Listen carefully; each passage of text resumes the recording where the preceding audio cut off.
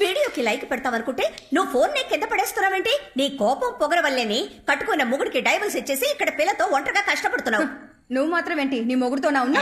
వాడే నన్ను వదిలేసి పారిపోయాడే. నా రాత బాగోకే నీ పిల్లని చూసుకుంటూ నా తమ్ముడు పచ్చనే ఇలా బతుకుతున్నాను. కానీ నీ మొగుడు సంగతి అలా కాదుగా. మా అల్లుడు బంగారు కొండ. మీ చెల్లెలు నన్ను తరుముకొస్తోంది.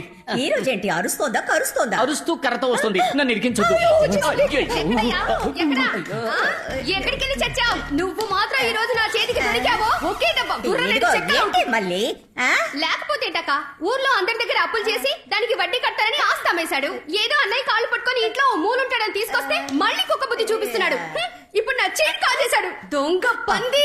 పాపమే, ఆయనకి వినిపించిందంటే చాలా ఫీల్ అవుతాడు. మొహం వాడికి సిగ్గు సరం లేదు. తీసుకున్న అప్పుని ఇంకో 4 రోజుల్లో ఆడు తీర్చలేదో నీ కూతుర్లా నేను డైవర్స్ ఇచ్చి పారినొక్తా. అప్పుడే అప్పులోడెవడు వడ్డీ కట్ట గిడ్డి కట్టని ఇంటి ముందు నిల్చోడు.